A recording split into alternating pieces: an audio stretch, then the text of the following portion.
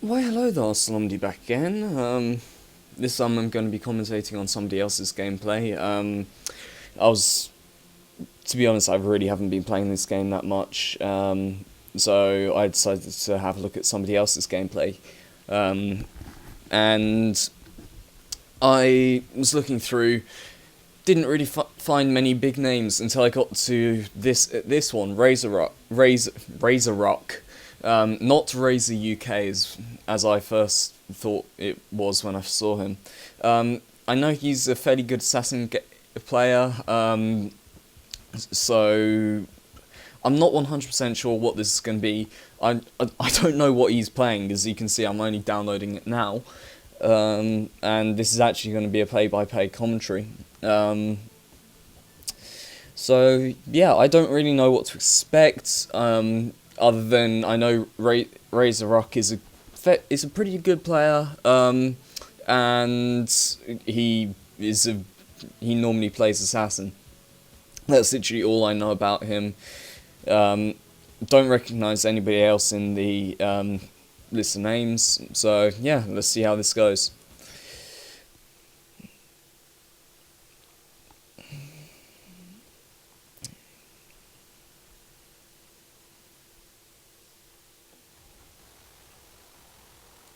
Okay, where is he?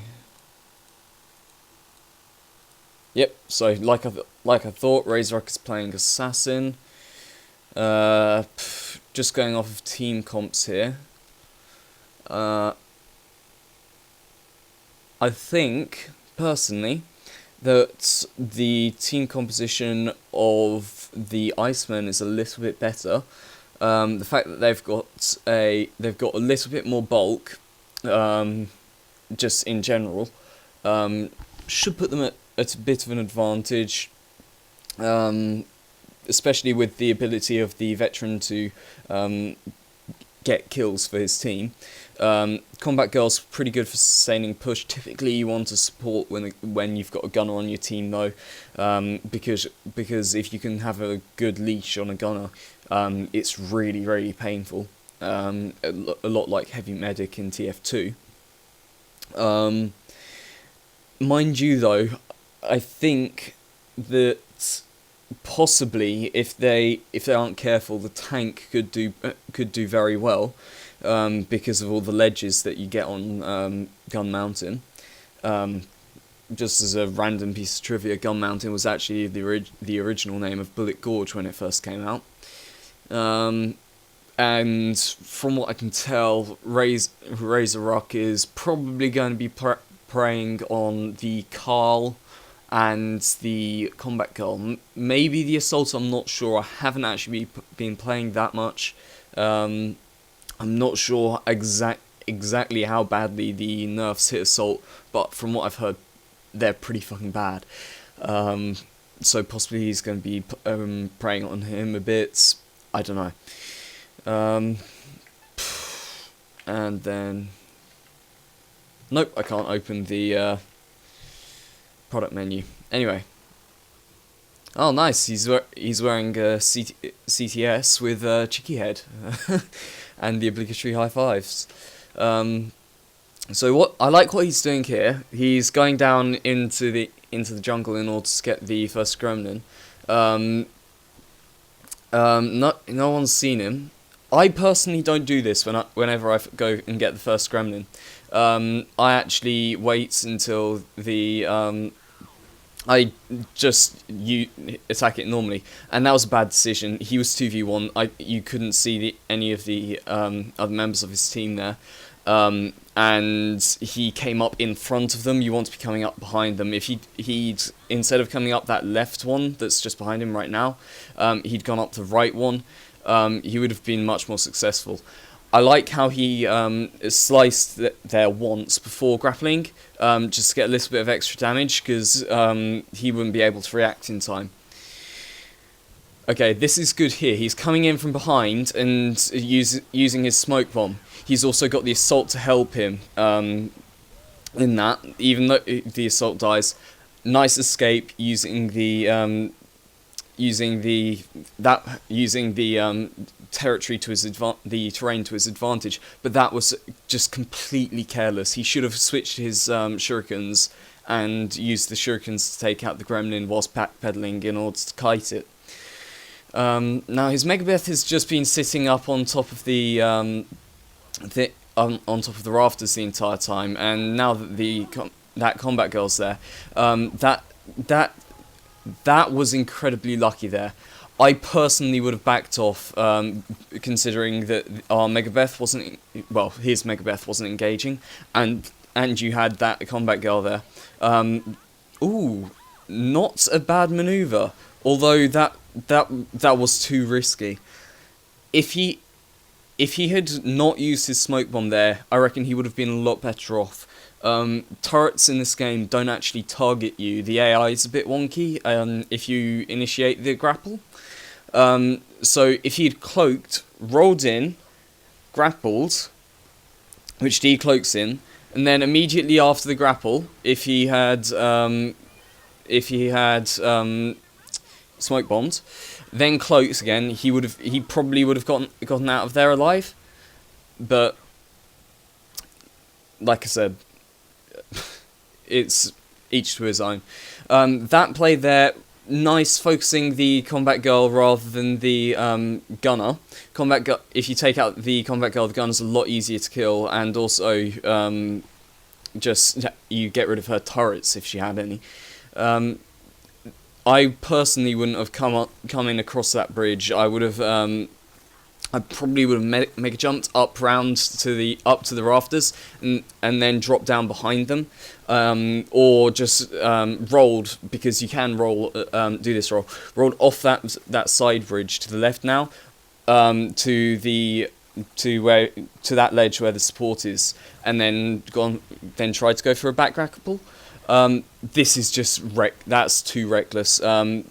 You saw that you were outnumbered there. You don't have the shields are up on that turret. Ooh, nice situational awareness, and knowing that Carl was up there. You don't want Carl to have a height advantage, because it makes it ever so slightly easier for him to land his stuns, which are pretty much a death warrant if you get hit by one. Especially considering that the veteran is there. I like what he's doing now, and using his juice to push the turret, as well as popping his smoke bomb there. Yep, I was about to say, needs to be careful of the veteran, because the veteran was stupid there, actually. If the veteran had gone behind him and kicked him into the turret, then that would have been a much better play by the veteran. That's too careless, in my opinion. I might have made the same play, but yeah, he should have cloaked and focused the turret. Also, probably even used shurikens on the turret. And also, it's good that he got the Shelly. Shelly will give you some nice spot kills, as well as a few potential kills. And even though it was unintentional, that was a pretty nice kill on the Carl. Carl is fairly worthless if he can't, well, not worthless, but he's fairly vulnerable if he can't escape using his vertical mobility. Ooh, random bacon. But if he can't escape using his vertical mobility, he's normally screwed if he gets caught by a commando. Again, nice. Oh, that Carl was a bit stupid. It got a little bit too close. And that was fairly poor positional awareness rather than situational awareness. Yes, well, a bit of both. He should have known that the rest of the team would be behind that gunner. Gunner's pretty much a meat shield. Again, nice slash before grab. But he should have been aware that he wasn't in the middle, so he couldn't just mega jump out. Getting bot kills now, I like it. You should always try and get as many bot kills as you can. And yeah, just general harassment in order to get people off get people away from the Annihilator. I think that's fine. Could probably dive that assault as well. I'm not 100% on that. Actually, no, probably not, considering that the veteran was there. focusing the combat girl is good. And that bought his team enough time. Nice. Okay, so what he did there was he jumped in and had another one of his teammates as well jump in. I think it was the assault. I can't remember. But he got them the other team to focus him so that his support had a got the annihilator without being focused or knocked off. And again, nice juice. I think that he shouldn't be in there personally, considering the veterans there. You really do need to be careful of the veteran. And also another thing on this map, if if you have a commander on your team, you should really be getting every single Shelly, like without question. The only possible time is first one where your commando doesn't have enough. This dive's a little bit risky considering. Yep. If their team was actually communicating, that would have been a guaranteed death. I'm actually slightly irritated that I can't see the levels on everyone, because that would influence my decisions a bit. But yeah, I mean, right lane, his team's doing a good job pushing. Personally, I'd go into the jungle now and farm a few jungle bots, then come back up to push. Ooh, that's a nice wave. To be honest though, he could have positioned himself a bit better whilst going for those slashes. If you position yourself correctly, you can just cleave entire waves of bots when you're playing as a melee character. See what I mean about that Carl being worthless? If he can't use his vertical mobility, proved my point there. Megabeth just got up in his face, and he was screwed. Literally just screwed, because not many people know this, and this is actually probably a bug. But people can actually grapple through Carl's stun. There's like a very brief window where you can still grapple.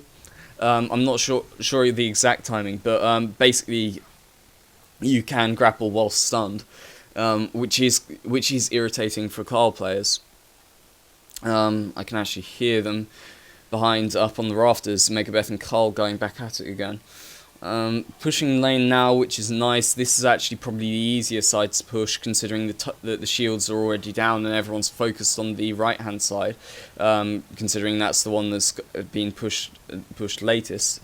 Shields actually went back up. Nice smoke bomb in order to keep your bot's health up a bit. If now going for that, yes. See what I mean about the turret AI? Ooh, that was a very nice lunge jump. You don't see much of them after they 90% fixed it. It still happens on the rare occasion under a bit of lag. I personally would have jumped backwards there rather than over the thing. Let the Regenerator that I had do a bit of work. Good job not going up there. The assault was there, and so was the Carl. And good keeping the shields down, but that was a bit risky. Shouldn't have juiced. Should have lunged round, then switch weapons, then juiced on the thing. That was an unnecessary death.